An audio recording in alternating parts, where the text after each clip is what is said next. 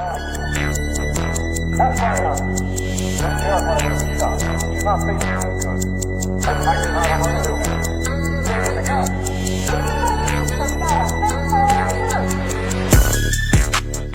on Fire 1776. I wanted to tell you something real quick.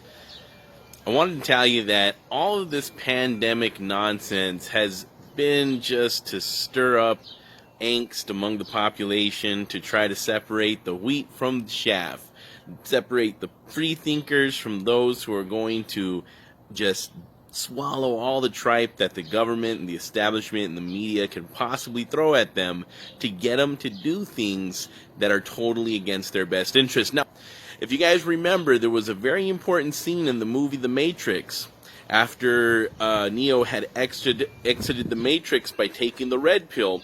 Morpheus explained to him what was going on, and he said, "Look around you, Neo, what do you see?" And there was all these regular, everyday, normal people walking around, and he tells them, "Neo, these are the minds of the people we're trying to save. There's a system in place, and that system is our enemy." So he wasn't talking about these people were the enemy. He said the Matrix, the system, was the enemy. However, he made it very clear that there was people inside the system who were so dependent on it. They were so dependent on the reality of the Matrix being force-fed to them that they would defend it with their very lives. This could be a dangerous situation. That the people that you're trying to save, the very people that you're trying to red pill, will stake their existence on trying to defend the existence of the Matrix itself. They become a part of the system.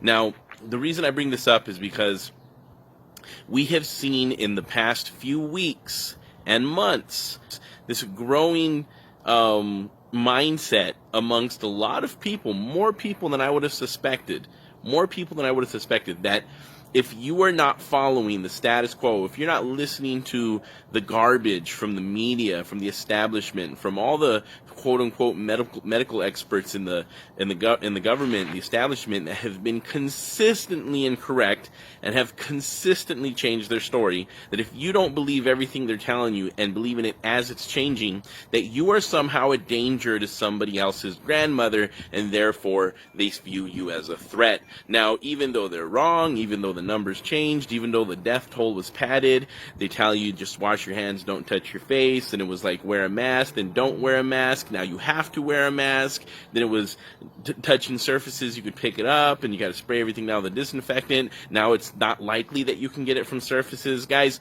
there's just a whole bunch of, as Joe Biden would put, malarkey out there going on about this.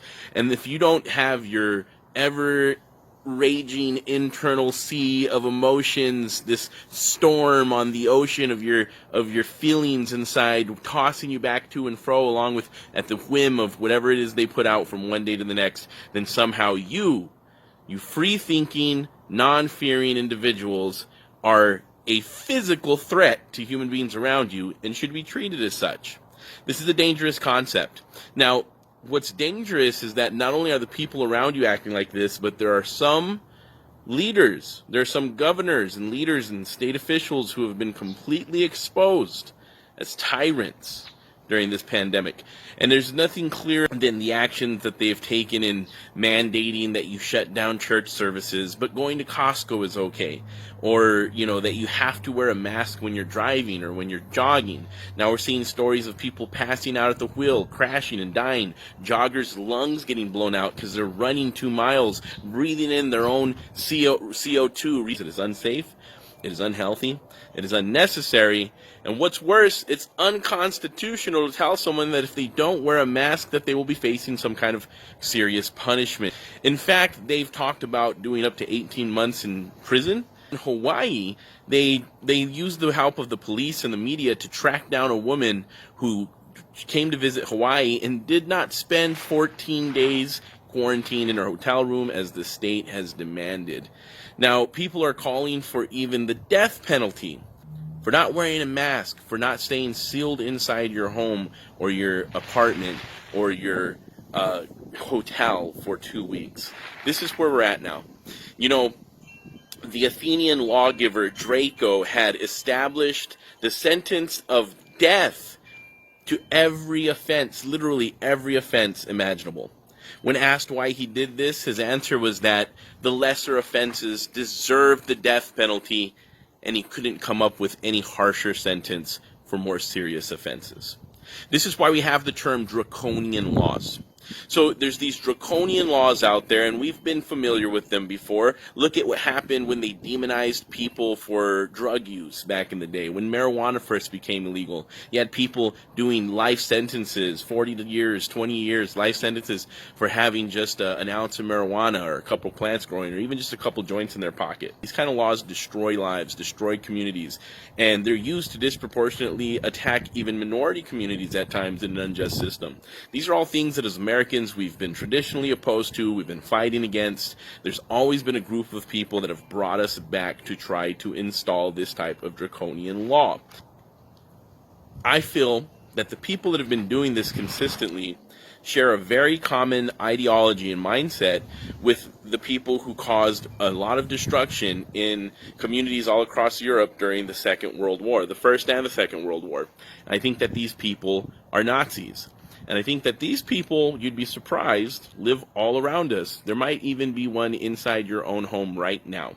Because this idea that if you don't wear a mask, you shouldn't be able to leave your home, to go to work, to buy things from the store, it really becomes reminiscent of the mark of the beast from the book of Revelations. It is really that scary. Can't buy, can't sell, can't trade, can't do work with, can't do any kind of business with anybody if you don't accept this covering on your face, if you don't accept that you have to wear this covering on your face with no established scientific reason behind it.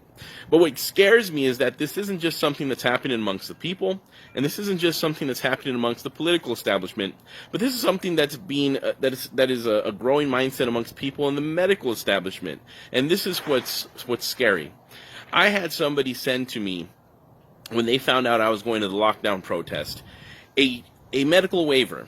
Something that they told me an ER doctor here in Arizona had actually drafted himself. Now, it looked like a joke. It was a joke. It's something that looks like they made on Microsoft Paint or a Word document. It wasn't anything that any hospital would take seriously. And as they put me, it was very unfortunate in their eyes that it was actually against the law for them to refuse medical help to people who decide to leave their house during the lockdowns. Now, this is literally the type of mindset that was developed in Nazi Germany during the Second World War, when they ended up exterminating tons of people who did not accept what the establishment was telling them they had to accept. If you did not accept these draconian laws and lifestyles, help enforce them, snitch on your neighbors, shut down small businesses, shut down churches, snitch on people of a certain class or race or anything like that, if you didn't go along with that program fully, you yourself would be subjected to whatever draconian punishment that they put across all the board for all of these quote-unquote crimes. Okay? And if this is something that it is a growing mindset here in America, how much longer will it be before our entire way of life is just completely uprooted and people are being dragged out of their homes, children are being separated from parents, businesses are shut down and never returning, people are hungry, homeless in the street, people are being picked up, people are being put into concentration camps, and people are being killed as a final solution, and finally create this dystopian society that these draconian lawgivers are trying to accomplish. Well, it's already happening. We've already given up enough of our rights. We've already given them an inch, and they've taken 20 square miles from us. And it's time that it stops. Guys, it's time to stand up. A lot of people are making their voice be heard. This November is going to be the most important election and I'm not saying this because it's the election that's coming up that's in front of us and all other elections are in the past, because that does make it the most important election. The one coming up is always the most important election. But it's also the most important election because we're going to have to make a choice between the people who are race baiting us, dividing us, trying to conquer us, the ones trying to take control of your lives, your business, even your very humanity, your reasoning, your ability to think for yourself. Either vote for them or you're going to vote for a man who's consistently stood up against such notions. Guys who are the real Nazis, who want to control everyone's speech and want to control everything else everyone else does, and are so hateful towards certain groups and classes of people, you are the ones who have created this mindset amongst people, many of them that are like me. Not everybody's like me, but many of them that are like me, who just love watching Donald Trump rub your fucking faces in it like a dog who shit on the rug. And if you don't want somebody like that to be in power, then you're going to have to meet us halfway. You're going to have to stop with the Nazi bullshit. You're going to have to stop with the fascism, the censorship, and the hatred towards certain groups and classes of people. We all want that to stop. We want true equality. We want true freedom. And we want true justice, real social justice. I'm not against social justice. I'm socially progressive. And I'm all for social justice, which means no draconian law mindset. That we don't accept these draconian laws anymore that can easily be just turned around and used against certain groups and classes of people that we don't like and who don't think, look, or talk like us.